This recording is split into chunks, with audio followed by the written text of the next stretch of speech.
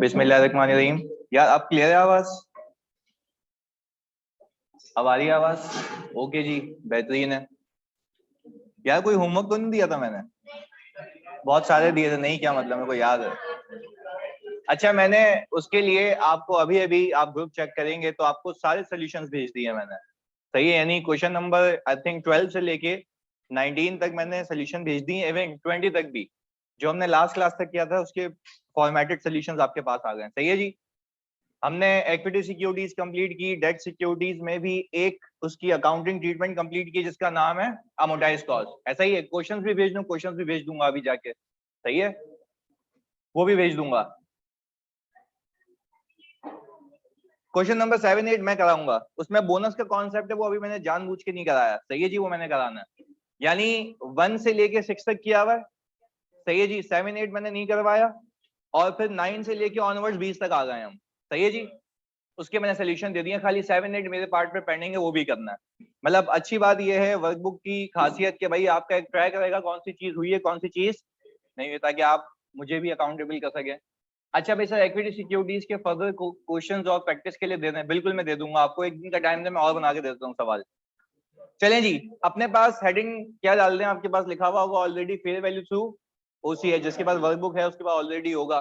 चलें जी, मैं सवाल रीड करता हूं, इसको हम अप्लाई करने की कोशिश करेंगे। सही है जी, प्लीज सुनिएगा। Company acquired 10,000 bonds of ₹28 each at a premium of ₹2 पर बॉन्ड। यानी इसकी 28 रुपए की आई थिंक फेस वैल्यू है। हमने इसके कितने दिए हैं? 30, यानी ₹2 प्रीमियम के नाम पे दिए हैं। Make sense? आगे, on January 1, 2020 transaction cost paid by the company amounting to ₹2,000। अब ये आपको दिया हुआ है ओवरऑल फिगर। आप करेंगे ये कि 10,000 को 28 से मल्टीप्लाई करेंगे, आपकी आ गई फेस वैल्यू आई थिंक 280। ऐसा ही है ना? 280 आ गई। अच्छा जी, 280 में आप ऐड कर देंगे आई थिंक 20,000। तो आपने कुल मिला के 3 लाख रुपए की फेयर वैल्यू के लिए पैसे पे किए हैं।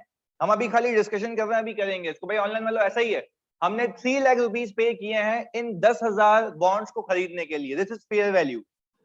हमने फिर 2,000 रुपए की ट्रांजैक्शन कॉस्ट इनकर की है। कितने हो गए?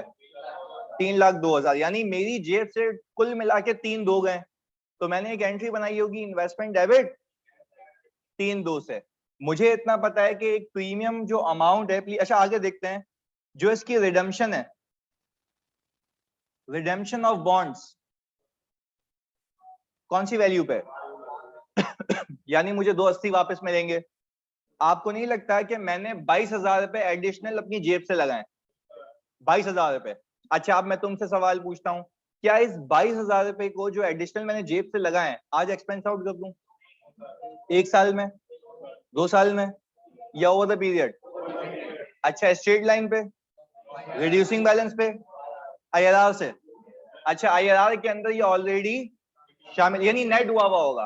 तो आपकी जो इनकम बुक हो रही होगी उसके अंदर इसका एक्सपेंस क्या हो रहा होगा?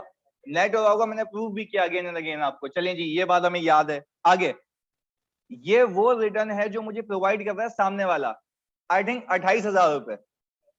280 पे 10%, 28,000 रुपए पे करेगा। चलें जी, फिर नीचे लिख के देता है details of fair value at each reporting date are as follows. ये रही January 1 पे, देखो 3 लाख कह रहा है, यही है ना? डेफिनेट सी बात है। इधर फिर इसके बाद ये कह रहा है, इसके बाद ये, इसके बाद ये। अब रिक्वायरमेंट है। अच्छा, आपके पास अगर आप अपनी वर्कबुक देखेंगे उसमें 3 रिक्वायरमेंट्स आ रही हैं।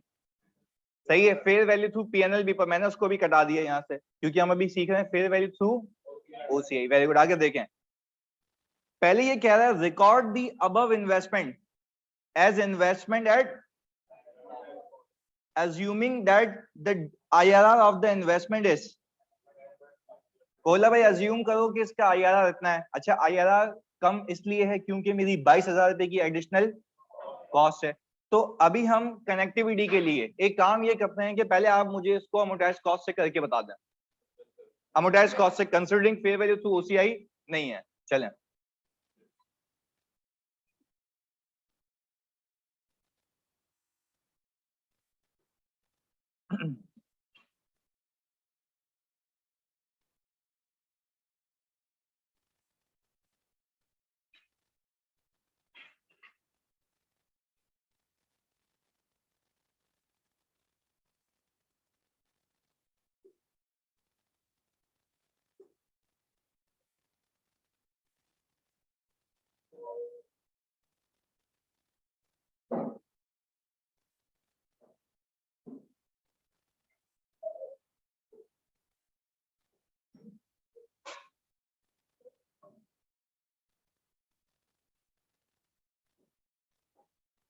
इशूअर की अकाउंटिंग कब करेंगे? जब ये इन्वेस्टर खत्म हो जाएगा।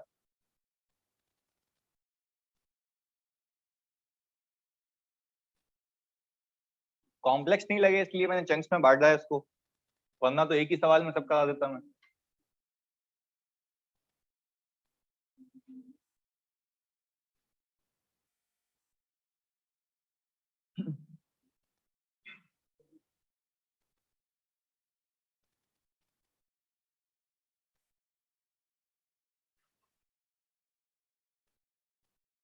कितना कर लिया IFRS 9 भाई? हमारा IFRS 9 आज हो जाएगा 60%। 30% हमारा सिर्फ वो है इशूअर। तुझे क्या करना है भाई परसेंटेज का? देख कुछ चीजें पता भी नहीं लगती, हो जाती हैं। हाँ सर, ऐसा ही है।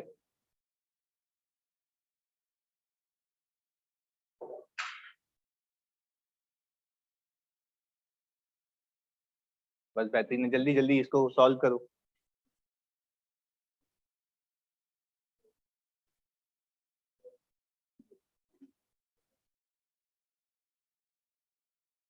कितने ईयर करने हैं? आखिर तक ही करोगे ना भाई?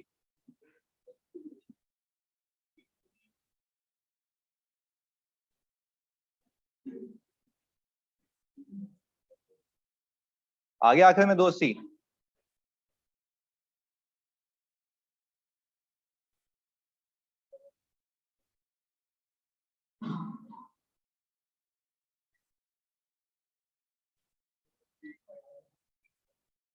वो 3851 और वो उससे मैच है।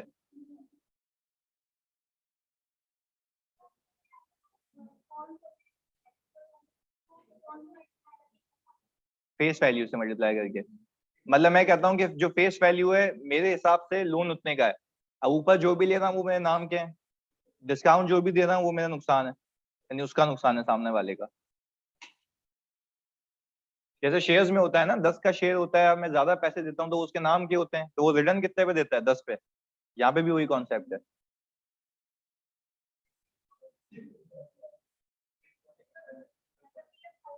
कौन से इंटरेस्ट? हाँ 28 कैश आएगा। उसे तो मैंने बताया ही नहीं है। हाँ अभी तो वो रुक के सबर करके।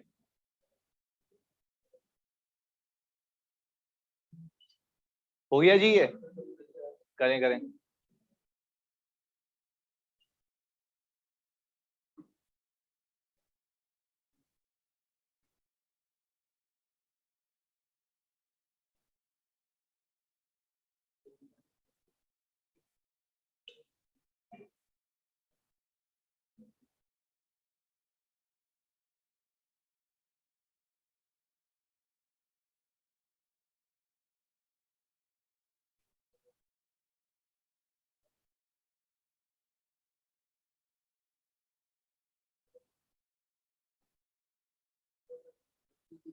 बिल्कुल सही है फामिया।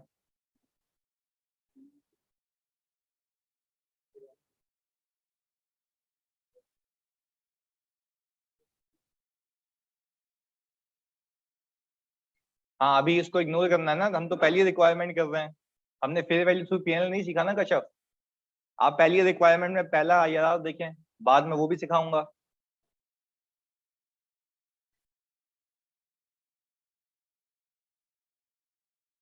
बिल्कुल शेड्यूल और जर्नल एंट्रीज बनानी है आपने।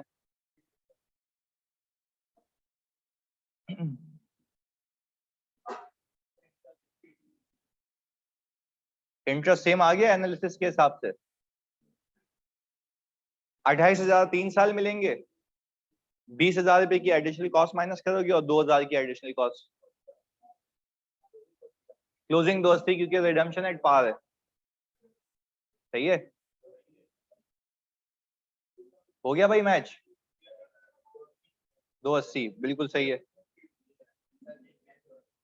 मैच हो गया भाई। ये लें जी, हमारा सोल्यूशन भी आ गया। सही जी, टेक्नोलॉजी का भरपूर इस्तेमाल। इधर अब मुझे एक बात बताओ, यहाँ पे हमने सबसे पहली एंट्री ये बनाई है 3,02,000 3,02,000 यही है। अच्छा भाई आपने डे 1 पे, अच्छा आप अभी इसको सॉल्व कर रहे थे किससे?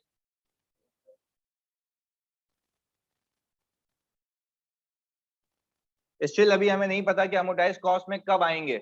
हम अकाउंटिंग सीख लेते हैं, फिर कंडीशन सीख लेंगे तो आसान हो जाएगा। हमें इक्विटी सिक्योरिटीज का पता है, सही है जी। आगे अच्छा भाई, अमोर्टाइज कॉस्ट का मतलब तो यही है ना कि जो भी एडिशनल कॉस्ट आपने कैपिटलाइज की है वो ओवर द पीरियड क्या हो जाएगी, अमोर्टाइज हो जाएगी। तो आपको देखें ये क्रेडिट होती हुई दिख भी रही है।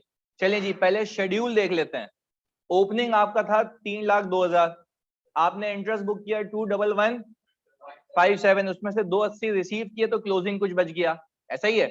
फिर आपका ओपनिंग आ गया 2,95,157, आपने फिर इंटरेस्ट बुक किया, फिर पैसे रिसीव किए और फिर आपके पास क्लोजिंग बच गया 2,87,834। फिर आपका 2,87,834 अगले साल का बन गया ओपनिंग, आपने इंटरेस्ट बुक किया 2,0164 और आपने 28,000 रुपए रिसीव किया, आपके पास क्लोजिंग आ गया कितना, 280।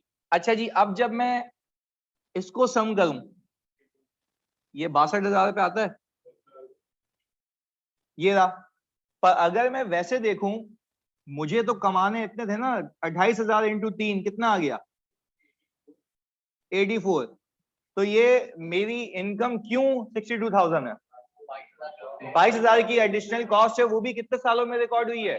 तो हम ये कह रहे हैं ना कि इस इन्वेस्टमेंट का फायदा 3 सालों का है, तो इसकी इनकम भी 3 सालों में रिकॉर्ड होगी, इसका एक्सपेंस भी, और वो आईआरआर के अंदर ऑलरेडी नेट हुआ है। वेरी गुड जी। तो हमने यहां से ट्रांजैक्शन कॉस्ट को माइनस किया 2,000 रुपए, और हमने जो प्रीमियम कॉस्ट है हमारी वो भी हमने माइनस की। मैच हो गया ये, अब मैच है ये सर। अच्छा जी अब सुनिएगा सर, हमने ये तो अकाउंटिंग कर लिया, एंट्रीज मैच कर लेते हैं। कैश आया मेरे पास 28,000 का, मैंने शेड्यूल से इनकम उठाई, मैंने देखा पैसे रिसीव हो रहे हैं ज्यादा, इनकम बुक हो रही है कम। तो मुझे इतना पता है कि इनकम कम इसलिए बुक हो रही है क्योंकि मैंने जो इन्वेस्टमेंट में कुछ ना कुछ कैपिटलाइज किया है वो अब क्या हो रहा है, एक्सपेंस आउट।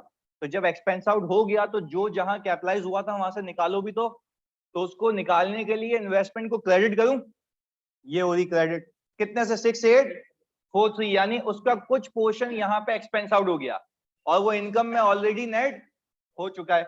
आगे जी, फिर हमने काम ये किया, अगले साल 28,000 रुपए रिसीव किए, इनकम बुक की 20677 की, मैंने कहा फिर इनकम कम बुक हुई है, कुछ अमोर्टाइज हुआ है तो जहां कैपिटलाइज हुआ है वहां से निकाल दो, हमने निकाल के फेंक दिया। फिर हमने कहा अगले साल आ जाओ, अगले साल पे हमने आके जैसे ही देखा तो कैश हुआ डेबिट, इंटरेस्ट इनकम आ गई 20164 और इन्वेस्टमेंट चली गई 7836। मैं जितनी भी अमोर्टाइजेशन है इन सबको ऐड करूंगा, कुल मिला के कितना बन जाएगा, 22,000। कितना बन जाएगा, 22,000 रुपये बन जाएगा, ऐसा ही है जी। तो 22,000 रुपये मेरे टेक्निकली जो कैपिटलाइज किए थे वो ओवर द पीरियड क्या हो गए, एक्सपेंस आउट। और एक्सपेंस क्या फेस पे दिख रहा है या वो इनकम में नेट हो गया है। और लॉजिकल बात भी है कि जो रिलेटेड एक्सपेंसेस होते हैं वो वहां पे नेट होते हैं। तो हम लंबी करनी है तो दो अलग शेड्यूल बनाओ, अलग अलग अमोर्टाइजेशन करो, फिर नेट करके दो दो एंट्री बनाना, ये एक ही काफी है, एक ही काफी। एग्जामिनर भी यही करता है, एक ही एंट्री बनाता है, सही जी। तभी आईआरआर का कॉन्सेप्ट है। ऑनलाइन वालों यहाँ तक कोई मसला नहीं है जी। अच्छा तो मुझे एक बात का जवाब दो, आपने पहले साल के आखिर में अपनी इन्वेस्टमेंट को इतने पे रखा, इतने पे जा रही होगी, दूसरे साल के आखिर में इतने पे, तो पहले साल के आखिर में तो फेयर वैल्यू ये चल रही थी, आप इस पे क्यों नहीं लेके गए। हमारी अकाउंटिंग पॉलिसी क्या है, अमोर्टाइज कॉस्ट। हम यहाँ पे कब जाते, जब फेयर वैल्यू थ्रू। अच्छा आप वो कब आएंगे वहां पे वो अभी नहीं बता रहा, पर ये कि हाँ अगर वो मॉडल होता तो मैंने खुद ऑप्ट किया होता कि मैं किस पे जाता, फेयर वैल्यू पे। तो अगर मैं उस मॉडल पे होता तो क्या मुझे वहां से उठ के यहाँ जाना होता, क्योंकि I have carried my debt securities eight fair value. पहले बताओ यहाँ तक कोई मसला।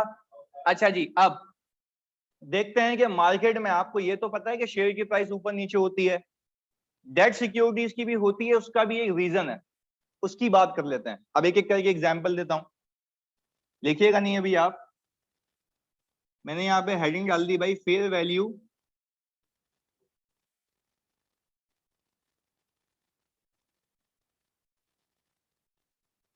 Through OCI.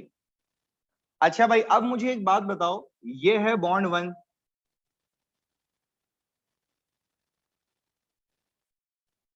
बॉन्ड ए कह लेते हैं इसको।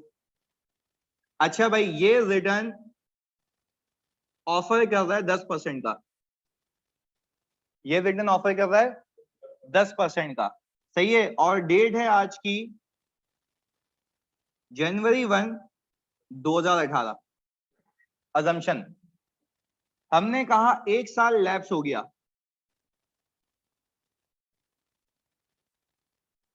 ये हो गया भाई 1 ईयर लैप्स। अब जिस बंदे ने, यानी फॉर एग्जांपल मैं इन्वेस्टर हूं, मैंने अगर ये बॉन्ड खरीदा है 3 सालों के लिए, तो मुझे पता है मुझे सूद कितना मिलेगा, 10%। कितने साल भाई, ये मैं लॉक हो गया 3 साल के लिए, सही है जी। अनलेस के मैं किसी और को चिपका दूं, अनलेस के भाई किसी और को करनी हो इन्वेस्टमेंट, बोलूंगा उससे खरीद रहा है, मुझसे ही खरीद ले, 10% मेरी जेब में आएगा, तेरी जेब में आ जाए, कोई मसला तो नहीं है ना। जैसे इक्विटी सिक्योरिटीज बिकती हैं, ये भी बिकता है, बट ये है कि डेट सिक्योरिटीज का डिस्पोजल तुम्हारे कोर्स का पार्ट नहीं है। Recognition and measurement, that's it, इतनी सी बात है, पर वो समझने के लिए बहुत लाजमी है। सर हमने इस चार्ट में पढ़ा था कि फाइनेंशियल इंस्ट्रूमेंट को पहले कॉस्ट पे रिकॉर्ड करेंगे बट रखेंगे फेयर वैल्यू पर, तो फाइनेंशियल इंस्ट्रूमेंट नहीं था वो, financial instrument financial asset.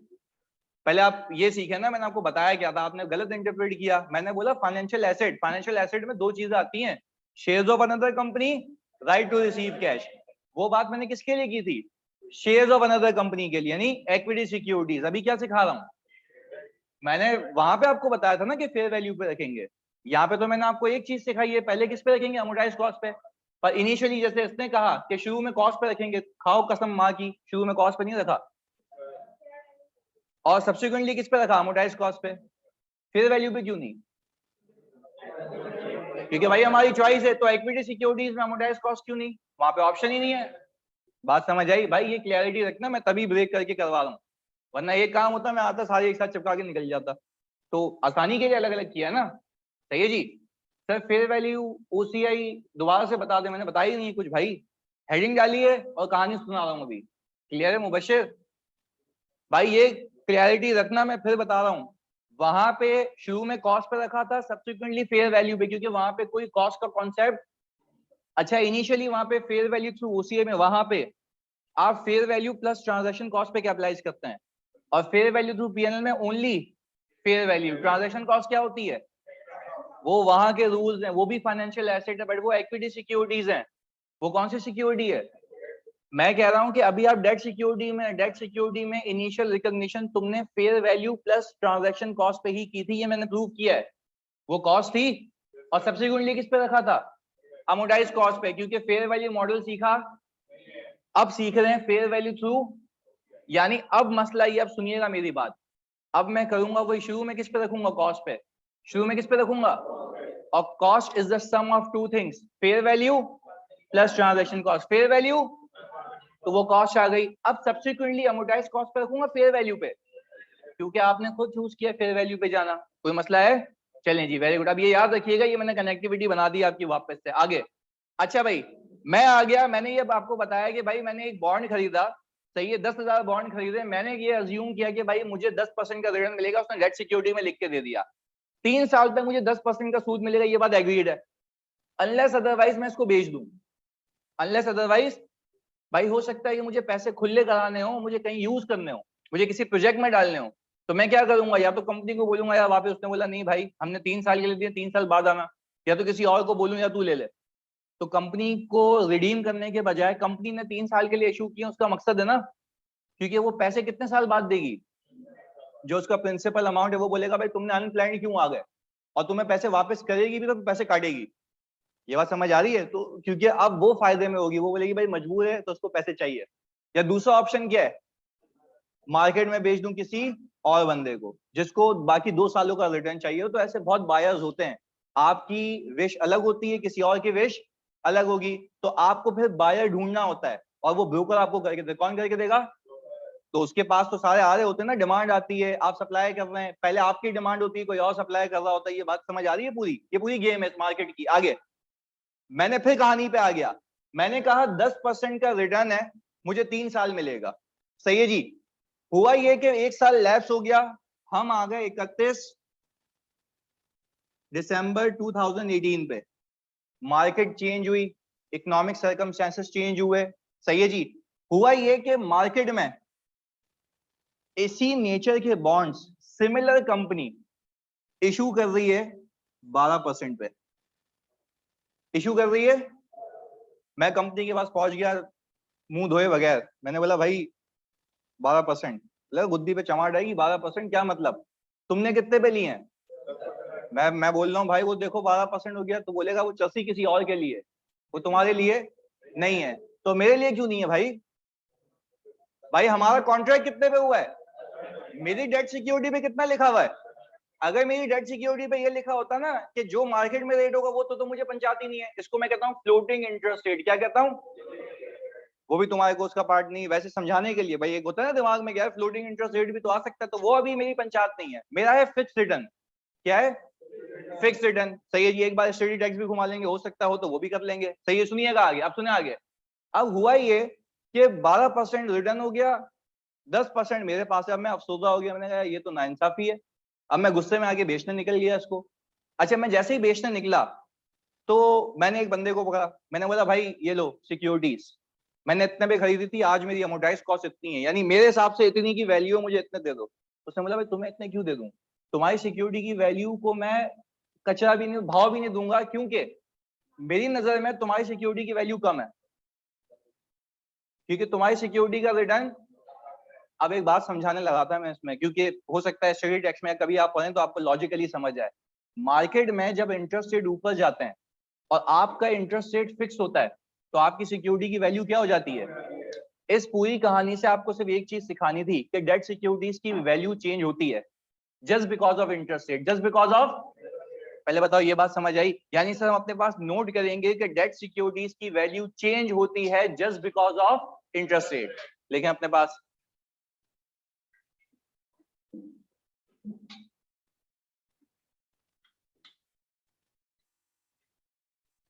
Debt securities की वैल्यू चेंज होती है बिकॉज ऑफ इंटरेस्ट रेट।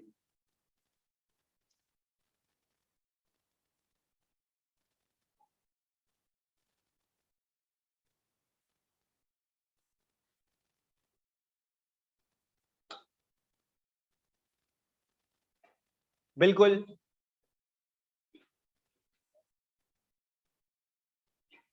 अच्छा जी, अब देखें आप, हमारे पास 10% था। अच्छा मैं यहां पे क्या लिख दूं, कंक्लूजन क्या हुआ? अभी जो मार्केट वैल्यू है वो इंक्रीज होगी डिक्रीज? डिक्रीज होगी हमारी सिक्योरिटी की। क्यों?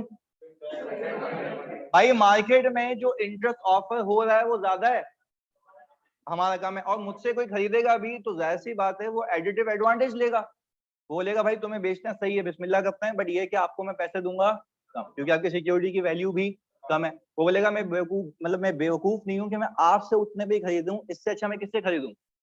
कंपनी से डायरेक्ट खरीद लूं, मुझे फिर तुम्हारी सिक्योरिटी की कोई नीड नहीं है जी। मार्केट वैल्यू में परसेंटेज कम ऑफर हुई हो मतलब कैसे कम चलेगा? एक बात है ना, हमारी सिक्योरिटी तो अपनी जगह है ना, हमारा, चलो मुझे खाली एग्जांपल दो कि हमारी सिक्योरिटी की वैल्यू की मार्केट वैल्यू ऊपर कैसे जाएगी? एक मिनट सुने जी।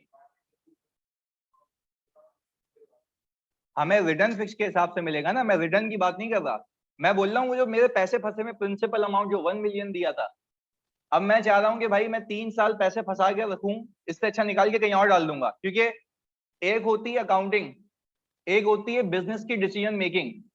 जब एनालिस्ट बैठे हुए होते हैं, फॉर एग्जांपल मेरा जो आजकल प्रोजेक्ट चल रहा है, मुझे ये करना है कि अपने क्लाइंट को बताना है कि भाई क्या मैं बाहर सब्सिडी लगाऊं या यहीं से एक्सपोर्ट करूं, तो मैं सारे टैक्स बेनिफिट्स देख रहा हूँ, रिटर्न देख रहा हूँ, तो अभी वो क्या कर रहे हैं, एक्सपोर्ट कर रहे हैं। एक्सपोर्ट कर रहे हैं तो जाहिर सी बात है वहां से पैसे आते हैं तो उस पर टैक्स की डिडक्शन होती है, कुछ पैसे वहां पे अंग्रेज काट लेता है, डबल टैक्सेशन होती है। ये सारे फैक्टर्स मैं सोचता हूँ, फिर मैं बोलता हूँ अगर सब्सिडी लगाऊं तो वहां पे सब्सिडी को टैक्स बेनिफिट है या नहीं है, और फिर वो यहाँ पे पैसे भेजेगा, तो मैं नेट बेसिस पे देखता हूँ कि मुझे फायदा है या नहीं है। ये इन्वेस्टर जो अपनी सिक्योरिटी बेचने को सोच रहा है ना, उसने पूरे एनालिसिस किए होंगे कि मैं अभी बाकी 2 साल रखूं तो कितना कमाऊंगा, और इसको बेच के कहीं और इन्वेस्ट करूं तो कितना कमाऊंगा। दिस इज योर BFD या कॉस्ट एंड मैनेजमेंट या MFA। वहां पे आप ये डिसाइड करते हैं, उसके बाद यहाँ आते हैं। मैं उसकी क्या सिखा रहा हूं, अकाउंटिंग। सही है। यानी ये बंदा इतना बेवकूफ नहीं कि फौरन से बेच देगा 10% देख के। हो सकता है कि बाकी प्रोजेक्ट्स में इसको इतना फायदा ना हो, तो फिर ये एनालिसिस करके चुपचाप बैठ जाएगा, बोलेगा इससे अच्छा पैसे निकालूं, नुकसान करूं, उसको यहीं रहने देता हूं, क्योंकि इन्वेस्ट करने से ज्यादा नुकसान हो जाएगा बनिस्बत इसके। बात क्लियर है। देखो कमाएगा अभी भी ये, पर इसको मस्ती ये है कि इसको लगता ही है कि मैं कहीं और इन्वेस्ट करके अपना रिटर्न ज्यादा जा सकता हूँ। बात क्लियर हो गई। वेरी गुड, चलें आगे। अब इसके आगे आप सबने मुझे ये बात नोटिस में बता दी कि भाई हमारी हमारी हमारी सिक्योरिटी की मार्केट वैल्यू क्या हो गई, कम हो गई। किस वजह से? इंटरेस्ट की वजह से। ऐसा ही है जी, बाकी मार्केट में इंटरेस्ट रेट ज्यादा है। अच्छा ये सिनेरियो कब होगा? जब मैं बेचने पे मजबूर हूं, जब मुझे लगता है कि मुझे कहीं और क्या होगा फायदा, इसलिए मैं यहां से पैसे निकालना चाह रहा हूं। तो समझा ये रहा हूं कि इट्स ऑल अबाउट अकाउंटिंग। पर अब एक बात सुनो, अब गेम अलग है। आपने ऑप्ट किया था फेयर वैल्यू थ्रू OCI का मॉडल। अब आप में खुद में मस्ती थी, खुद में मस्ती थी ना। अब आपने खुद कहा कि भाई मुझे मस्ती है कि मुझे फेयर वैल्यू मॉडल पे जाना है। अब आपकी फेयर वैल्यू इंक्रीज भी हो सकती है, चाहे बेचो या ना बेचो। मैंने पूरी कहानी बताई आपको। मैंने कहा अगर नहीं बेचते तो आपको लगना फिर भी किस पे? फेयर वैल्यू पे। अच्छा तो यानी आप अपनी सिक्योरिटी को कैरिंग अमाउंट से फेयर वैल्यू पे लेके जाएंगे। Fair value can be higher, fair value can be lower, depending upon the market circumstances के मार्केट में क्या चल रहा है। चलिए जी दूसरी एग्जांपल। मैंने कहा कि हमने 10% पे खरीदी हुई है सिक्योरिटी, अभी जो मार्केट रेट है वो चल रहा है 8%। हमारी सिक्योरिटी की वैल्यू क्या होगी? रीजन लॉजिकल सी बात है। मैं सामने वाले को बोलूंगा भाई एक बात सुन मेरी, 2 साल बाकी है सिक्योरिटी के, खरीदता है? बोलेगा क्यों? बोलूंगा जा कंपनी के पास उससे पूछ कितने की दे रही है सिक्योरिटी। बोलेगा 8%।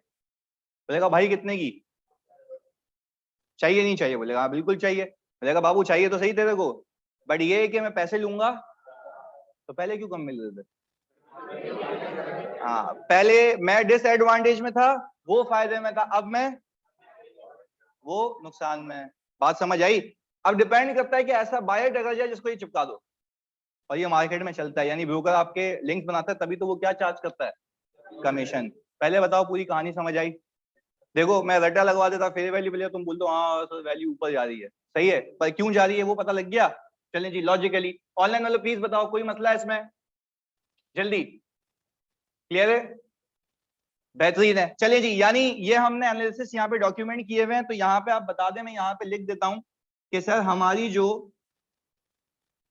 मार्केट वैल्यू है वो ज्यादा हो जाएगी। तो प्लीज इसको कॉपी कर लें ताकि आपको याद रहे, जल्दी।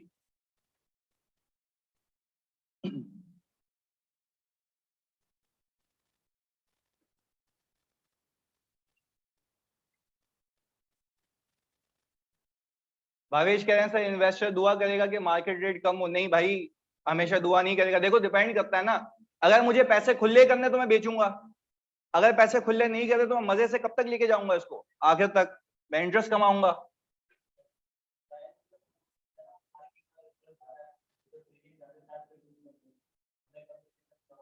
कब? 1 साल बाद? 1 साल बाद तुम कह रहे हो, उसके पूरी सिनेरियो बनाते हैं। चलो इस आपने कहा 1 साल बाद मार्केट में रेट ज्यादा है, हमारे रेट हमारी सिक्योरिटी का 5 रुपए प्रीमियम पे चल रहा है ना। तो अब तुम ये भी तो देखो कि 5 रुपए प्रीमियम पे चल रहा है, वो सामने वाला बंदा जो कंपनी के पास जाएगा वो कितने पे दे रहा होगा? 5 के प्रीमियम पे। सही है, वो तुम्हें 13 में डोलेगा। तुम्हारी कुछ अमोर्टाइजेशन तो हो चुकी होगी ना। वो वैसे भी जो तुमने 102 रुपए का खरीदा था, 2 रुपए भी तुम्हारी एडिशनल कॉस्ट थी, तुम्हारी जेब से लगे थे ना, तो वो तो तुम्हें वैसे भी नहीं मिलने थे। तो तुम क्या करोगे? इसको सेटल करने की कोशिश करोगे, फिर भी तुम्हारा नुकसान ही है ना। ये कह रहा हूं सर। नॉर्मली मार्केट रेट कम होता भी है, बिल्कुल होता है, कम ज्यादा होते हैं मार्केट में जी। हमारी हमारी मार्केट वैल्यू, मैं तो खाली यही बता रहा हूँ ना कि हम तो अपनी सिक्योरिटी की पंचायत करेंगे। आप जो देखते हैं ना मार्केट में वैल्यूज ऊपर जा रही है नीचे आ रही है, वो वन ऑफ रीजन ये होता है। अब आपको सोच में आ रहा होगा सर शेयर्स की भी कोई लॉजिक होगी, ऐसा ही है? भाई इधर सुनो यार, शेयर्स का भी सुन लो भाई। शेयर्स की मार्केट वैल्यू भी तो ऊपर नीचे होती है ना। अच्छा, उसके भी मल्टीपल फैक्टर्स हैं, कंपनी के इंटरनल फैक्टर्स और कंपनी के एक्सटर्नल फैक्टर्स। सुनो एक एक करके। कंपनी एक अच्छी प्रॉफिट मेकिंग कंपनी है, हर साल प्रॉफिट दे रही है, हर साल डिविडेंड दे रही है। उस कंपनी का परसेप्शन मार्केट में क्या होगा? अच्छा होगा, हाँ या नहीं? अच्छा, अगर मार्केट में परसेप्शन अच्छा होगा तो एक चीज सोचने का तरीका बता रहा हूँ, क्योंकि अभी तो ऐसा नहीं कि जाके स्टॉक एक्सचेंज में इन्वेस्ट करके आ जाओ जो 5-10 हजार रुपए बचाए में। सुनो, इसके बाद मतलब करना एक अच्छे टाइम पे आके जब नॉलेज हो जाए पूरी। सुनना, यानी वो कंपनी ऐसी है जो अच्छा रिटर्न दे रही है। अब हर कोई बंदा क्या चाहेगा? मैं उसमें इन्वेस्ट करूं। कंपनी, हर बंदा चाहेगा उसमें इन्वेस्ट करूं, उसकी डिमांड इंक्रीज होगी। उसकी डिमांड, उसकी सप्लाई, क्योंकि कोई बेचने को तैयार।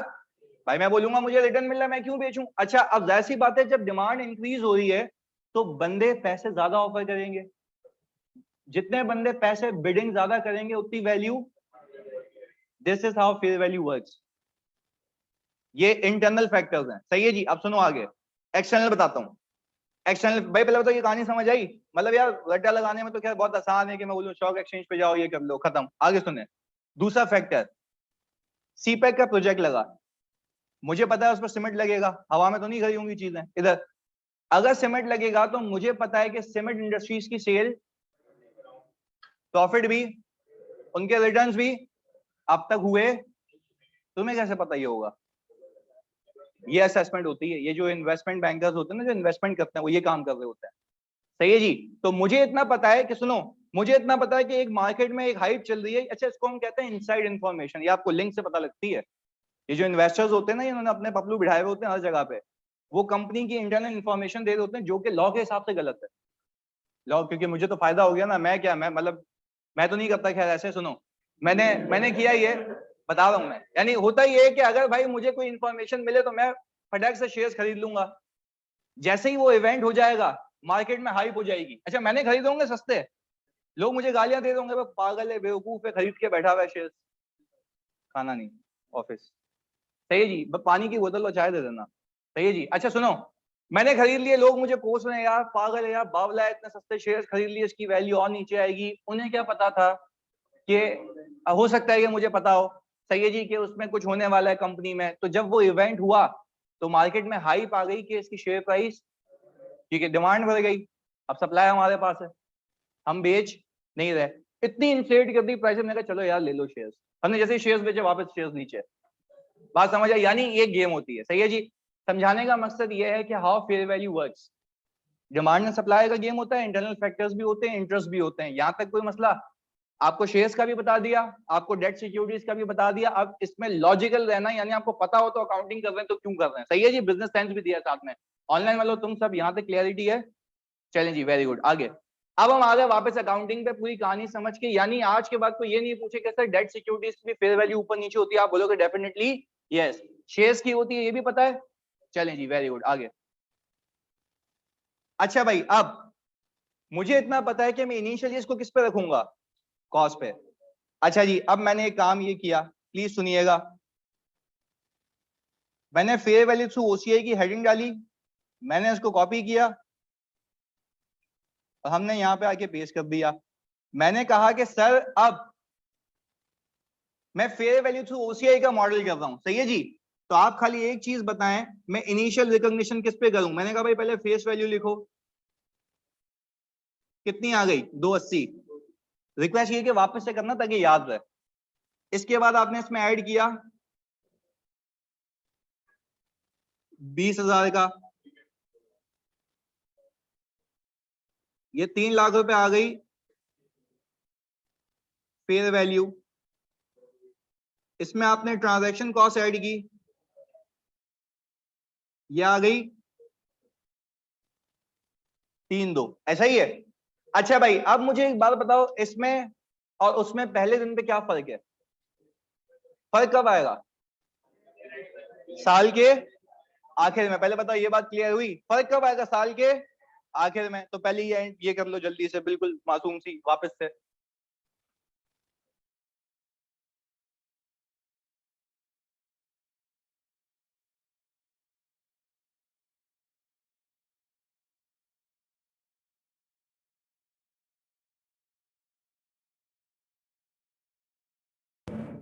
अब आ रही है आवाज? अब क्लियर है? ओके जी, बेस्ट है, क्लियर आ रही है ना? ओके भाई, ये कर लिया? चलिए जी, अब मुझे एक बात बताएं, प्लीज सुनना। आपने, मैंने मान लिया फेयर वैल्यू थ्रू ओसीआई का मॉडल ऑप्ट किया हुआ है।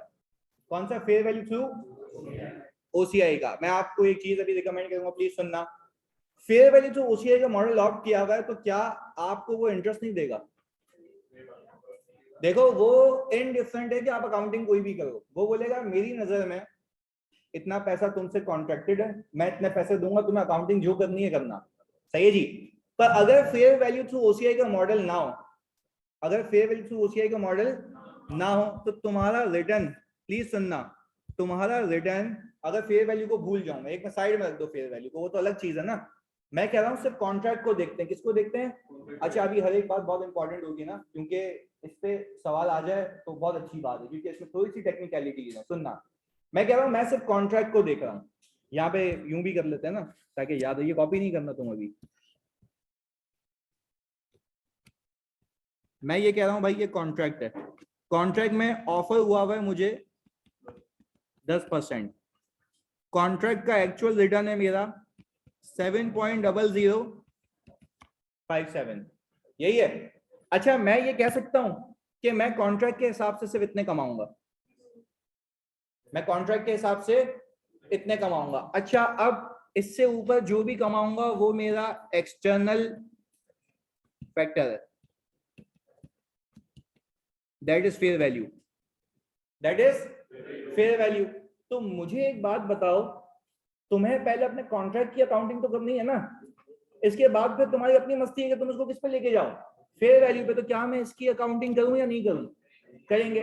तो आप मुझे सिर्फ एक काम ये करें, अच्छा जगह थोड़ी सी स्पेस खाली रखनी आ गया, क्योंकि इसकी वर्किंग होनी है अभी। आप सिर्फ एक काम ये करें कि आपने यहां पे लिख दिया ईयर, ओपनिंग, कैश और क्लोजिंग।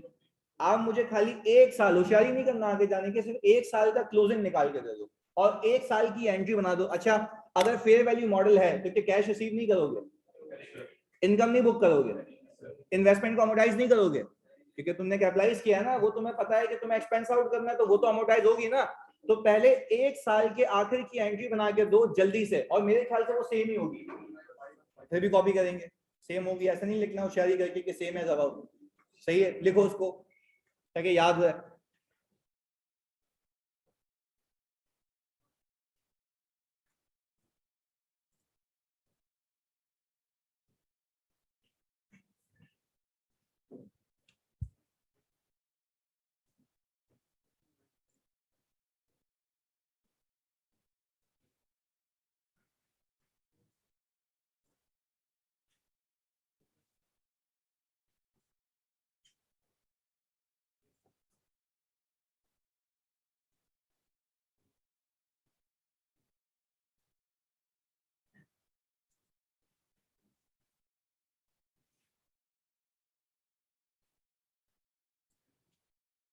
अच्छा भाई, मुझे एक बात बता दो, आपको कैश कितना रिसीव हुआ पहले साल? 28,000। Interest income 21157। इन्वेस्टमेंट आपकी 6843 से अमोर्टाइज हो गई, ऐसा ही है? चलिए जी, अब प्लीज, ये तो बन गई पहले साल की। अच्छा जी सुने, अब आ गया मैं ईयर 2018 है ये, ओके। ओपनिंग था आपका 2020 है, ओके जी, ये आ गया। आपने इंटरेस्ट कितना बुक किया था? 21157।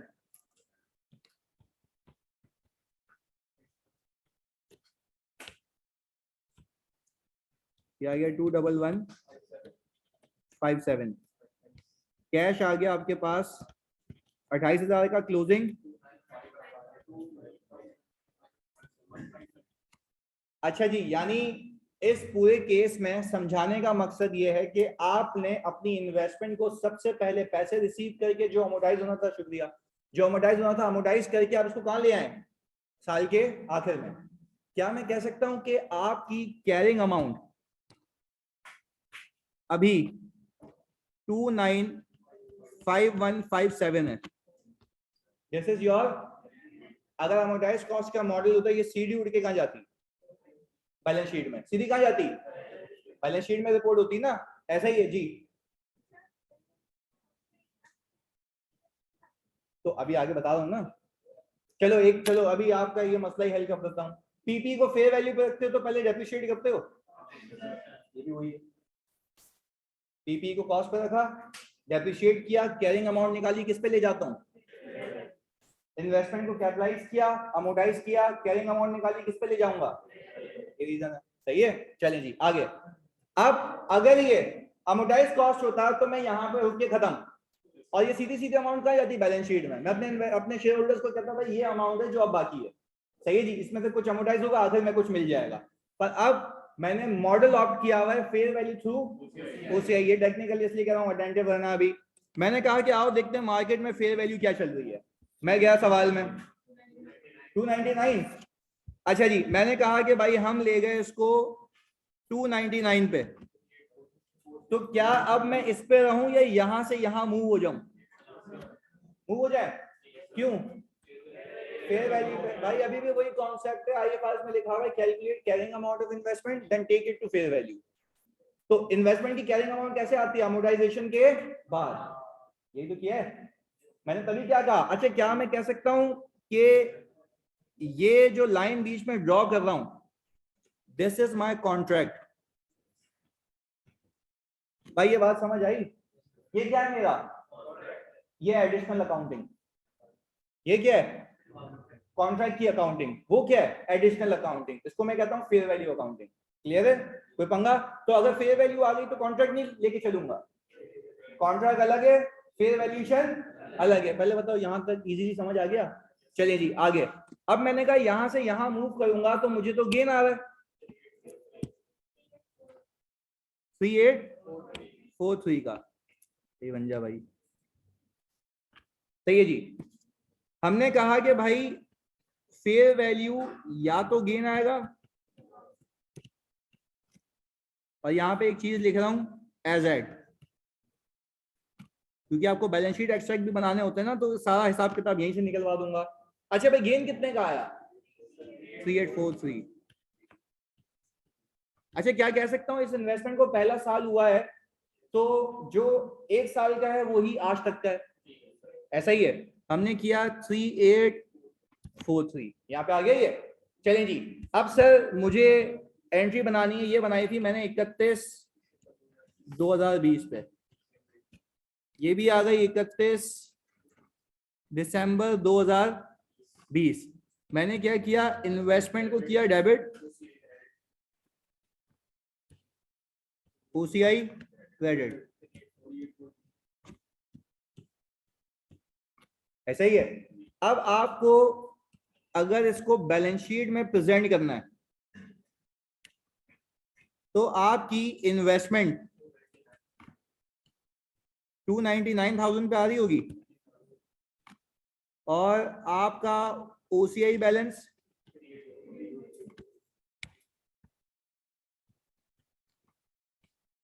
ये आ गई इक्विटी साइड आपकी, यही है। प्लीज इसको यहां पे कॉपी करें। तो पैसे 299 ले आओगे बस, तो ये एडिशनल इनकम हो गई, सही है ना।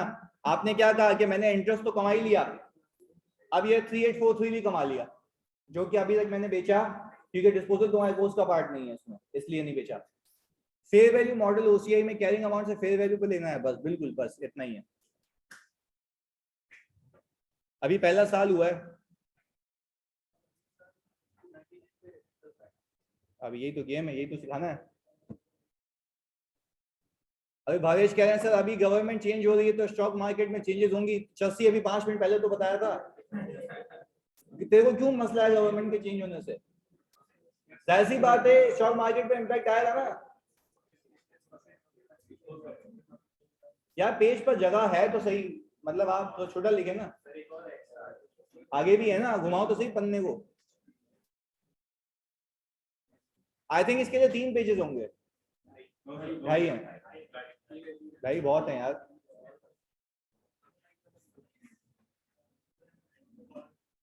क्या कह रहे हैं? हाँ भाई मुस्तफा, लेक्चर लिखे हुए तो हैं, नाम लिखा हुआ है, फेयरवेल टू ओसीए नहीं लिखा हुआ था? फेयरवेल टू ओसीए लिखा हुआ है ना?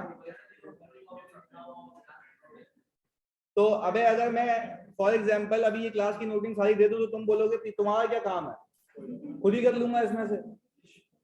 ये तो दिमाग चलाना है ना, नॉलेज देंगे सुन के नॉलेज ना, देख के नहीं लेना। सही है। इधर चलिए जी, पहला साल हो गया जानी?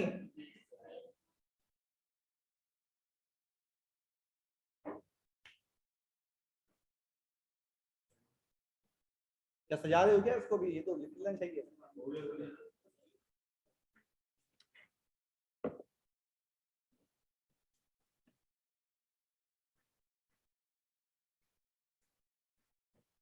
मैंने कंजूसी से ब्लैंक पेजेस नहीं डाले। अगर आप बुक के आखिर में जाएंगे तो आपको कुछ खाली पेजेस पे दिखेंगे, वो एडिशनल पेजेस हैं, अभी उसकी नीड भी नहीं है। वो एडिशनल पेजेस लिए जो मैं एडिशनल चीजें करवाऊंगा उसके लिए, ये इनफ पेजेस हैं। अच्छा अभी ये जो बोल रही है ना मेरी बहन कश्यप के कंजूसी वाले पेजेस हैं, अभी इसका जर्नल खोल के देखें ना, इसकी राइटिंग देखिए मैंने, इसने वो भेजी तस्वीर चेक करवाने के लिए कि भाई सर ये देखें ऐसे आ रहा है मेरा आंसर, खुद ने इतना सा लिखा हुआ अपने जर्नल में। तो अपना जो जर्नल है उसको बचाना है, हमें क्रिटिसाइज करना है।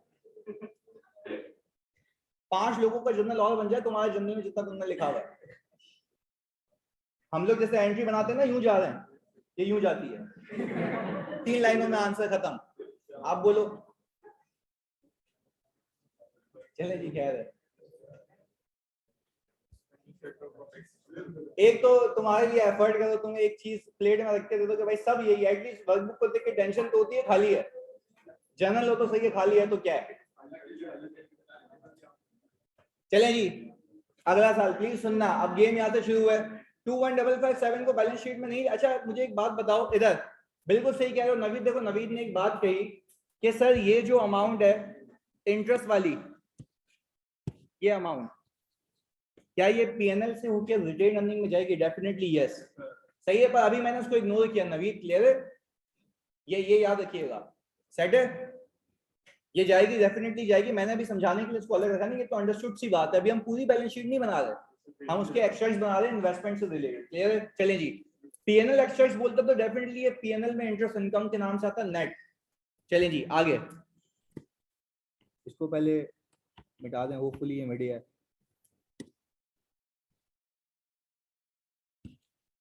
ठीक है सर, 21157। अच्छा ये प्लीज अगला साल 2021, अब एक बात समझिएगा, प्लीज सुनना।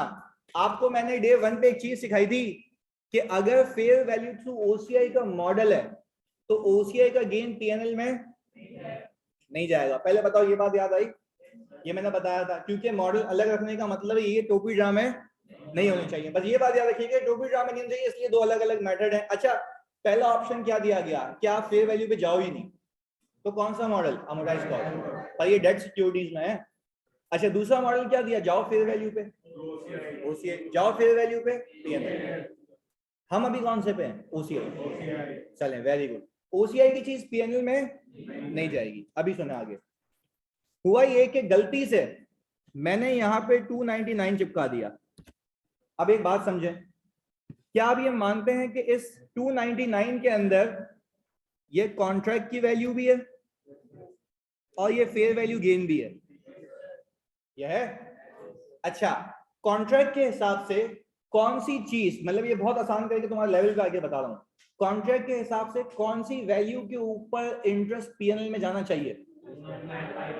295,157। वापस से रिपीट कर रहा हूं, सही है समझना। क्या ये मानते हो 299 के अंदर, सही है, एक कॉन्ट्रैक्ट वैल्यू है, एक फेयर वैल्यू है, फेयर वैल्यू गेन है। कॉन्ट्रैक्ट के हिसाब से कमाई 299 पे या 2951 पे? तो अगर मैं इसके ऊपर इंटरेस्ट लगाऊंगा तो आप ये कह रहे हैं कि आप ओसीआई के बैलेंस पे भी इंटरेस्ट दे रहे हैं, जो कि सामने वाला कभी एग्री नहीं किया। तो क्या वो पीएनएल में जाना चाहिए? इसीलिए स्टैंडर्ड ये कहता है कि अगर, बहुत सुकून से सुनिएगा, इसलिए स्टैंडर्ड ये कहता है कि अगर आपने फेयर वैल्यू थ्रू ओसीआई पे मॉडल पे जाना है, बेशक जाएं, आप अपने कॉन्ट्रैक्ट को अलग रखना और फेयर वैल्यूएशन को, क्योंकि जब ओसीआई का गेन पीएनएल में नहीं जा सकता तो ओसीआई के ऊपर इंटरेस्ट लगाओगे तो इंटरेस्ट भी क्या आएगा, वो कहां चले जाएगा, पीएनएल में। चसी ओसीआई का, ओसीआई सुनो, 299 के अंदर ओसीआई का गेन है, इस पे इंटरेस्ट लगाओगे तो 2951 पे भी इंटरेस्ट लग जाएगा और 3843 पे भी। क्या 3843 ओरिजिनल कॉन्ट्रैक्ट अमाउंट है या फेयर वैल्यू गेन है? तो फेयर वैल्यू गेन खुद इटसेल्फ ओसीआई में मरा हुआ है, तो क्या उसका इंटरेस्ट भी पीएनएल में जाएगा? नहीं, अलाउड नहीं है। तो इसीलिए स्टैंडर्ड आपको ये कहता है, मैं मानता हूं मेरी इन्वेस्टमेंट अभी कितने पे कैरी हो रही है, 299 पे, पर आप जो इंटरेस्ट की कैलकुलेशन करेंगे for the purpose of calculating gain to be included in PNL, वो कॉन्ट्रैक्ट को लेके चलेगा। यानी हमें कॉन्ट्रैक्ट को अलग रखना है, फेयर वैल्यू को अलग। तो आप अगर ये बातें सुन के क्या समझते हैं कि मैं ओपनिंग क्या रखूं, 2951। अच्छा मैं फिर पूछ रहा हूं, क्या ये अमाउंट आपकी बैलेंस शीट में भी इतने पे या फेयर वैल्यू पे? ये सिर्फ हिसाब किताब है, ये सिर्फ for the purpose of calculating and preparing journal entries. पहले बताओ यहां तक कोई मसला है? ऑनलाइन वालों प्लीज क्लियर करो, ये बात समझ आ गई? अलग अलग क्यों रखा है, तभी इतना ब्रेक लेके तो समझाया इसको, जल्दी बताओ, जल्दी से कंफर्म करोगे तो फिर चलते हैं आगे। बेहतरीन यार, चलें आगे। मैंने कहा अब इस पे इंटरेस्ट लगा दो, वही 7.0057, कितना? अब आप दुआ करेंगे मुसल्ले पे बैठ के कैसे अल्लाह करे एक ही सवाल में वो अमोर्टाइज कॉस्ट भी पूछे और फेयर वैल्यू थ्रू ओसीआई भी, और 10 नंबर देते 15, इतना नहीं फैलो इधर। अच्छा भाई, क्यों आप बोलेंगे तो शेड्यूल एक ही बनाना होगा और खाली एक लाइन ड्रॉ करके आगे की चलेंगी। अमोर्टाइज कॉस्ट में लाइन बोलेंगे ये एंट्रीज हैं, फेयर वैल्यू है तो ये कर लेना, आसान है ना। यानी सर समझने की बात ये है कि फेयर वैल्यू थ्रू ओसीआई में अमोर्टाइज कॉस्ट का शेड्यूल पूरा सेम है। देखें यही आ रहा है 20678 वहां पे भी। अच्छा जी, आपने पैसे कितने रिसीव किए? ये कितना आ गया? 287835। अच्छा प्लीज अभी हम आते हैं ईयर 2 के ऊपर। हमने कहा भाई 31 दिसंबर 2021 पैसे कितने आए? इंटरेस्ट इनकम 20678,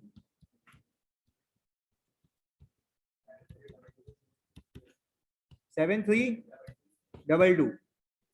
अच्छा अब यार, अब सारे काम बंद करके खाली एक एंट्री बना दो, सारे काम बंद, अब तो सुनना है तुमने, बहुत इंपॉर्टेंट बात। इधर हम यहाँ पे आ गए भाई, बिग पिक्चर इधर। 287835 मेरा क्लोजिंग आ रहा है, सही है जी। मैं सिर्फ ये बताना चाहता हूं, बिल्कुल शेड्यूल सेम बनेगा, इधर सुनना। मैं सिर्फ ये बताना चाहता हूं कि ये 287835 आपकी बैलेंस शीट का क्लोजिंग है या कॉन्ट्रैक्ट का क्लोजिंग है? वेरी गुड यार, ये पिक करना था, ये कॉन्ट्रैक्ट का क्लोजिंग है। अगर मैं आपसे पूछूं कि आपकी इन्वेस्टमेंट अकाउंटिंग एंट्री वाइज की कैरिंग अमाउंट क्या है, तो वो जरा कैलकुलेटर निकालो जल्दी।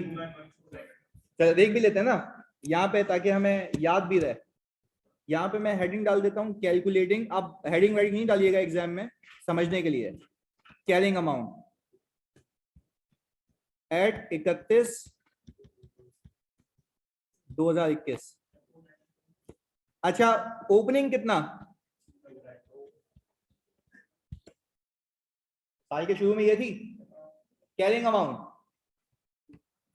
ओपनिंग कैरिंग अमाउंट ये थी ना, क्योंकि तुम किस पे ले गए थे इसको? फेयर वैल्यू पे। पहले बताओ ये बात क्लियर है? देखो तुम, अच्छा अब समझने की बात है, हाँ प्लीज फोकस के साथ।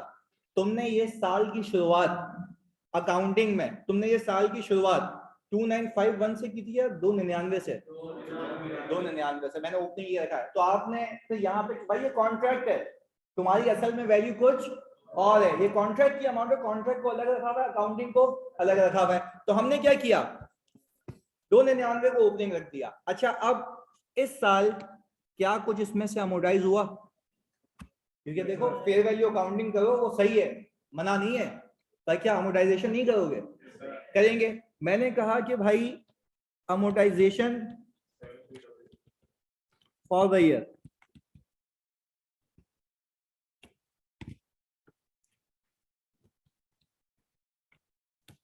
आ गई हमारी 7322,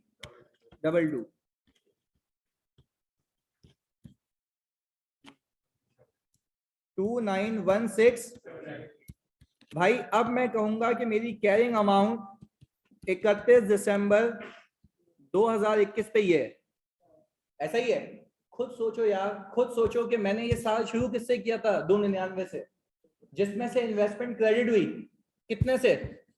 7322 से। तो बचनी कितनी चाहिए? 29। तो क्या मैं कह सकता हूं कि मैं यहां पे जो कैरिंग अमाउंट है 291678 लिखूं? एक और तरीका, प्लीज सुनिएगा, कैलकुलेटर पिक करें, आप देखें 299 लिखें, 299,000 में 20678 का इंटरेस्ट ऐड करें, 20678, इसमें से माइनस करें 28,000। ये यार है, यानी आप ये समझें, ये कॉन्ट्रैक्ट है सिर्फ अलग, सिर्फ कैलकुलेशन के लिए, पर आपकी असल में साल की शुरुआत 299 से हुई थी ना। तो मैंने कहा 299 साल का शुरू था, जिसमें से इतना इंटरेस्ट बुक किया, इसने ऐड कर दिया, कितने पैसे मिल गए उसको माइनस कर दिया, तो क्या मेरे पास वही आ गई 291678। अगर आप ये कह रहे हैं ना, सुनना वापस से बता रहा हूँ, सेकंड वाला तरीका बिल्कुल, ये कह रहा है ये सेकंड वाला तरीका सही है, तो बंगी देखो मेहनत नहीं करनी अलग से, सिंपल एक काम करो ना, लास्ट ईयर की देखो, मैं आसानी क्यों कर रहा हूँ, क्योंकि मुझे पता है कि क्या कॉम्प्लिकेशंस आएंगी। सिंपल एक काम करो, लास्ट ईयर की फेयर वैल्यू उठाओ, इस साल की अमोर्टाइजेशन माइनस कर दो। लास्ट ईयर की फेयर वैल्यू उठाओ, इस साल की अमोर्टाइजेशन, आपको कैरिंग अमाउंट मिल जाएगी, लंबी नहीं करनी ना। मैं कह रहा हूँ लास्ट ईयर की फेयर वैल्यू उठाओ, इस साल की अमोर्टाइजेशन क्या करो, माइनस कर दो। भाई ये तरीका सही है शेर? जल्दी बता, ये सिंपल सिंपल है। इधर अब आगे सुनो, एक और बात, अगर मैं ये कहता ना कि मेरा क्लोजिंग, मेरी कैरिंग अमाउंट 287835 है, तो तुम फिर ये अज्यूम कर रहे होते तुम्हारा साल की शुरुआत 299 से नहीं हुई है, 2951 से हुई है। पहले बताओ ये बात समझ आई? देखो अगर मैं ये कह रहा हूं कि मेरा कैरिंग अमाउंट साल के आखिर में 287835 है, तो फिर आपकी अजम्पशन क्या होती है कि साल का शुरू किससे हुआ है? 2951 से, जबकि ऐसा नहीं है, आपका साल का शुरू किससे हुआ है? 299 से। तो सिंपल एक काम करो ना, 299 में इंटरेस्ट ऐड करो, कैश माइनस करो, क्लोजिंग निकाल लो, कैरिंग अमाउंट निकाल लो, या तो लास्ट ईयर की फेयर वैल्यू उठाओ, अमोर्टाइजेशन को माइनस करो, दोनों में बात एक ही है। भाई ऑनलाइन वालों तुम सब यहां तक कोई कंफ्यूजन क्लियर है? यहाँ पे ये गेम तो समझने के, कैरिंग अमाउंट क्लोजिंग अलग होगा। आगे फेयर वैल्यू कितनी है? ये आ गया भाई 283। अच्छा अब अगर देखूं तो मुझे लॉस दिख रहा है 8278। अच्छा अब जरा प्लीज एक बात पे फोकस करें, ये तो फॉर द ईयर का लॉस है ना, पहले गेन पड़ा हुआ था। तो अगर मैं एजेड पे देखूं तो नेट लॉस हो गया कितना? नहीं, ओसीआई, गेन भी ओसीआई, लॉस भी ओसीआई, क्योंकि पीएनएल में जब गेन नहीं जा सकता तो लॉस भी नहीं जाएगा, सही है, क्योंकि डेप्रिशिएबल एसेट नहीं है, सही है। आगे अच्छा भाई, अब आप सोच रहे होंगे कि ये तो बेवकूफ इन्वेस्टर फेयर वैल्यू पे रखा हुआ है। भाई फेयर वैल्यू की एक भी हिट पीएनएल में नहीं जा रही है, इसने उतने ही कमाने जितने इसने कमाने का पहले सोचा था। वो कितना था? 62,000। कितना था? आगे सुनना, एक एक करके गेम सिखाऊंगा प्लीज, अभी बहुत इंटरेस्टिंग चीज है इसके अंदर, सुनना। अच्छा भाई ये आ गया 4435, क्या मैं इसकी एक एंट्री बना दूं 31 दिसंबर पे कि मेरा ओसीआई हो गया डेबिट और इन्वेस्टमेंट क्रेडिट 8278। अच्छा पहले मेरे पास गेन था, मैंने इस साल ज्यादा लॉस बुक किया, तो नेट बेसिस पे मेरे पास लॉस बच गया है। कहां पे? इक्विटी में, ओसीआई में। अब अगर मैं यहां पे इसके बैलेंस शीट एक्सट्रैक्ट बनाऊं तो मेरी इन्वेस्टमेंट कितने पे आ रही है जानी? 283400 पे। मेरा ओसीआई का बैलेंस नेगेटिव में 44, जैसे रिटेन अर्निंग में अक्यूमुलेटेड लॉसेस होते हैं, यहाँ पे ओसीआई में अक्यूमुलेटेड लॉसेस हैं। ये कब तक रहेंगे? या तो मैं पैसे वापस ले आऊं या तो उसको बेच दूं, और मैं बेवकूफ ही हूंगा कि इसको बेचूंगा। क्लियर है? आगे अब सर हम आ गए अगले साल। अच्छा मुझे गाइड करें, अब तो बता ही सकते हो सर, क्लोजिंग में से फेयर वैल्यू लेस करने पे भी नेट लॉस आ रहा है। बिल्कुल बिल्कुल सही कह रहे हो शहीद। आगे मैं आ गया 2022 पे, इधर क्या रखूं ओपनिंग? 2878, 2834 क्यों नहीं? फेयर वैल्यू है, इंटरेस्ट बुक होगा किस पे? कॉन्ट्रैक्ट पे। वेरी गुड यार। इधर हमने ये किया भाई 287835, इस पे इंटरेस्ट कितना? 2016, 28,000। क्लोजिंग कितना? 280 आ गया। चलें जी, अब हमने यहाँ पे 31 दिसंबर 2022 की एंट्री बनाई। कैश ले आए कितना? 28,000 का।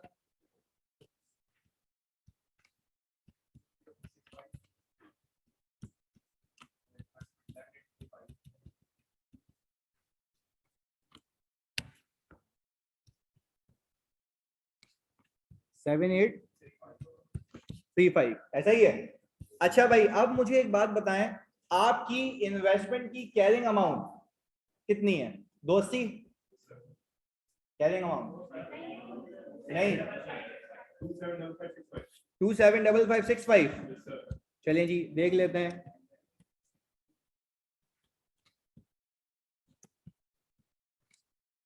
कैरिंग अमाउंट एट 31 दिसंबर 2022,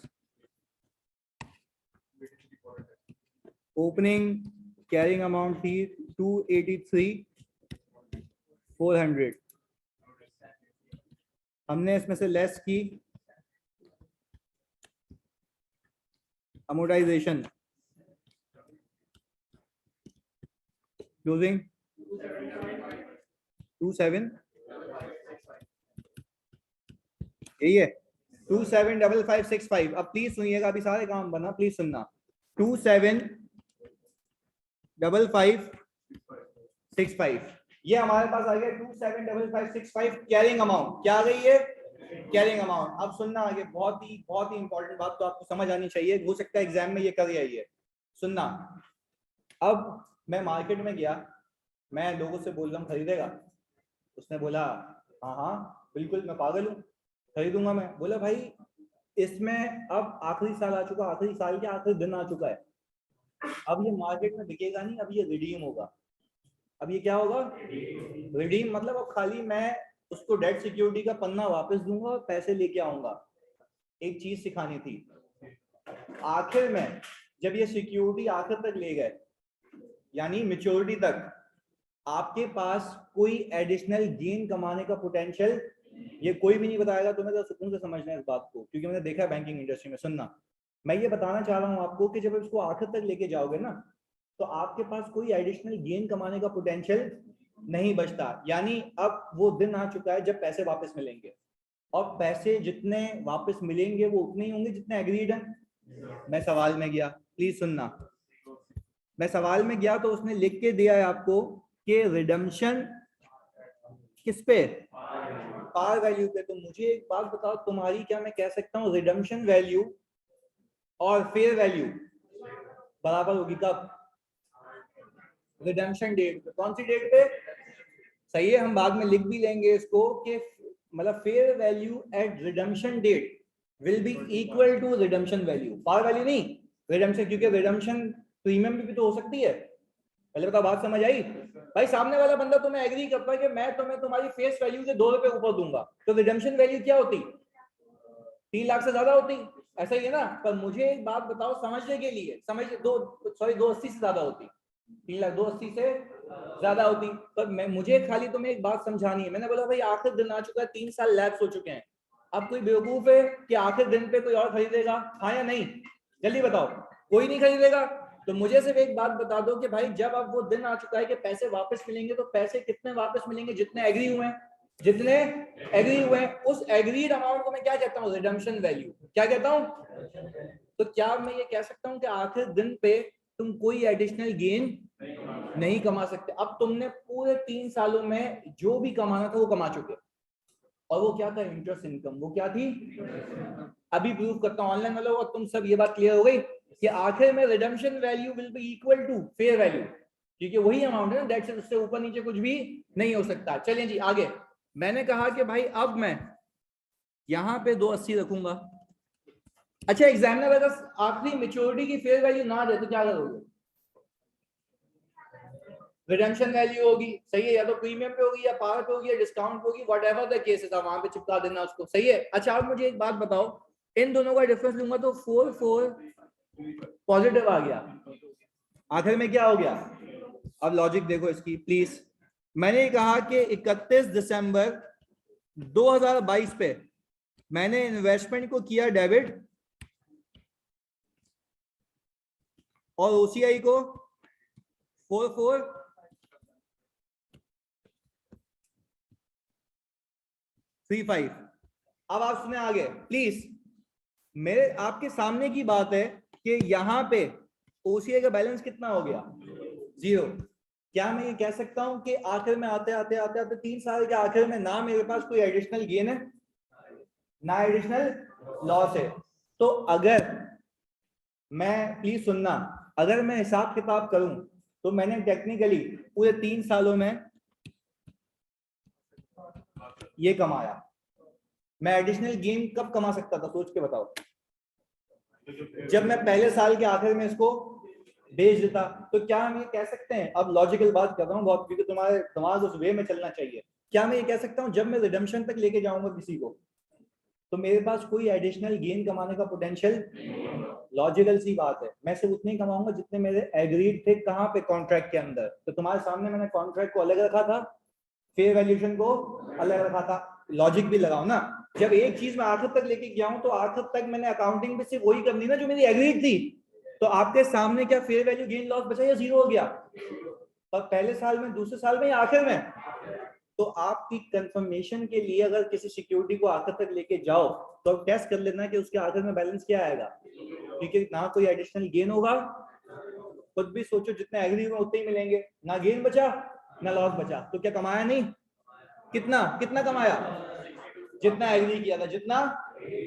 तो हम ये कह सकते हैं अपनी और आसानी के लिए कि at redemption date even though you are at fair value through OCI और अपनी सिक्योरिटी को रिडेम्पशन तक लेके गए, तो क्या मैं ये कह सकता हूं कि रिडेम्पशन पे जाके मेरी फेयर वैल्यू जो होगी रिडेम्पशन डेट की, वो इक्वल टू रिडेम्पशन वैल्यू होगी। यानी कि सामने वाले ने कहा मैं 28 रुपए वापस दूंगा, तो फेयर वैल्यू भी 28। सामने वाले ने कहा 30 वापस दूंगा, तो फेयर वैल्यू भी ना से 1 रुपया ऊपर ना 1 रुपया नीचे। बात समझ आई? तो क्या कोई एडिशनल गेन मिला या नहीं? तो अच्छा, तो फिर कमाया क्या? वही जो अमोर्टाइज कॉस्ट में कमाता, वही जो। बात क्लियर है? कॉपी करने इस वाले शेड्यूल को आखिर वाले, जल्दी। सर अगर एग्जाम में last year fair value day and redemption value से तब भी रिडीम, अगर एग्जाम में लास्ट ईयर फेयर वैल्यू ज्यादा दे, जानी नहीं होगा ना, कैसे देगा? बेवकूफ तो नहीं है एग्जामिनर, पागल है वो कि तुम्हें ऐसे ही ज्यादा दे देगा? बच्चों को उसको पता है कि तुमने कहां से पढ़ा है। सपोज नहीं कर सकते, तुमने देखा नहीं था टेक्स्ट में नाम आया था भाई का, इधर जल्दी। तो सवाल तो आसान था ना, है ना?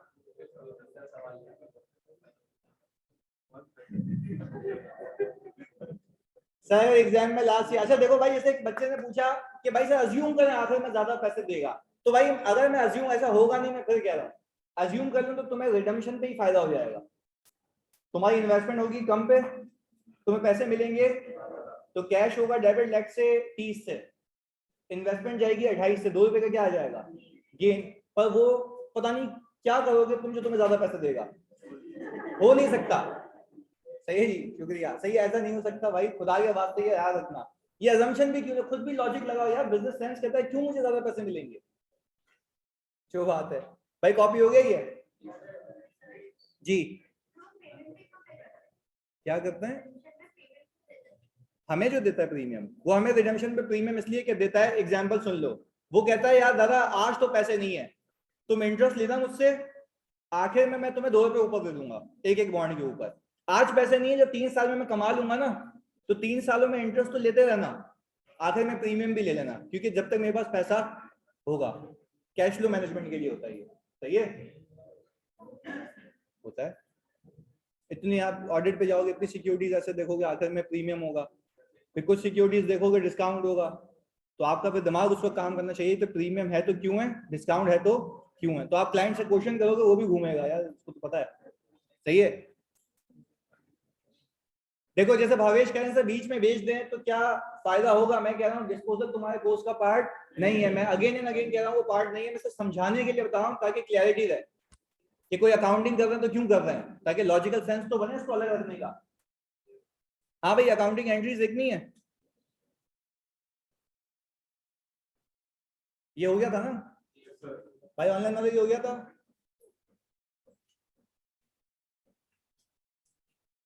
अच्छा भाई कश्यप कह रही सर एक चीज बता दें, जब प्रीमियम पर मिलता है हमें, तो सर प्रीमियम का जो रिटर्न हमें हिसाब से होगा वो हर साल मिलेगा। अच्छा सुनो, एक चीज सुन लो आखिरी बात। इन्होंने कहा कि अगर मुझे प्रीमियम मिलना है कब?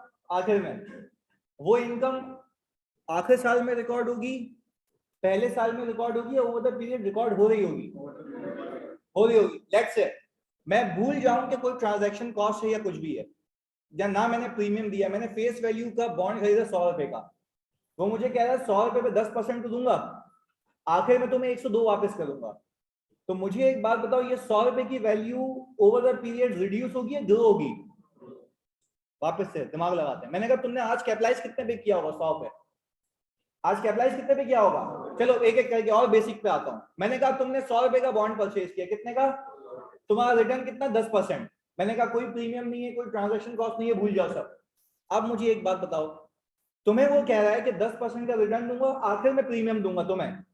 अब मुझे इस बात का जवाब दो, तुम्हारा IRR 10% होगा या इससे ज्यादा? कैसे पता? एडिशनल इनकम है, एडिशनल इनकम है। अब मुझे एक बात बताओ, ये जो एडिशनल इनकम है 2 रुपए की, जितने भी बॉन्ड्स पे पहले साल रिकॉर्ड होगी या ओवर द पीरियड?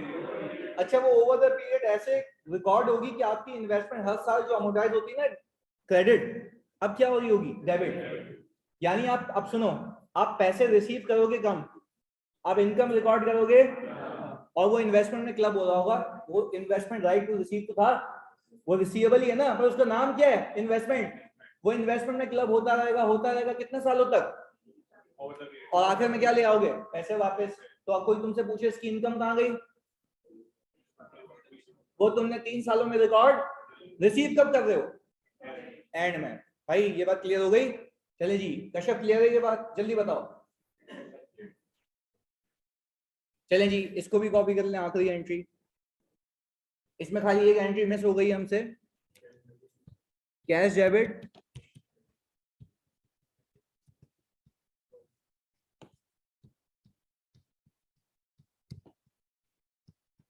क्योंकि अब हमारे पास कोई एडिशनल गेन कमाने का पोटेंशियल नहीं है। सर हम डायरेक्ट एंट्रीज बना रहे हैं, ये बैकग्राउंड में और भी काम हो रहा है, जैसे अमोर्टाइजेशन का, बिल्कुल बैकग्राउंड में काम हो रहा है ना अमोर्टाइजेशन का। ये रहा 7835, मैं करके बताऊं रिकंसाइल? अभी तो बताया पूरा एग्जांपल। कश्यप क्या करूं? सवाल बना के ले आऊंगा कल, और क्या करूंगा इस पे कि जिसमें से प्रीमियम हटा दूंगा, ट्रांजैक्शन कॉस्ट भी नहीं होगी, सिर्फ ओवर द पीरियड ग्रो कराऊंगा इसको। सही है कश्यप, ये कल कर लेंगे। सही है जी भाई, ये कर लेंगे, मसला नहीं है। एक बात उसकी भी याद है मुझे, उसने कहा था सर 2 अलग अलग शेड्यूल भी बना के आ जाना। मैं बना के आऊंगा, खाली उसको एक्सप्लेन कर दूंगा। सही है, ताकि टाइम सेव हो जाए। चलें जी, बेहतरीन है। एक क्वेश्चन करता हूँ, हमारी क्लास कितने बजे? 2 बजे तक है, 1:45 तक है। चलो जी, वो हो नहीं पाएगा। एक सवाल मैं भी ऑफ करता हूँ भाई, ये कि होमवर्क आएगा। सही है जी, फेयरवेल थ्रू उसी आएगा, तो वो करके आना। चलिए जी, मिलते हैं अगली क्लास में। अल्लाह हाफिज़। 22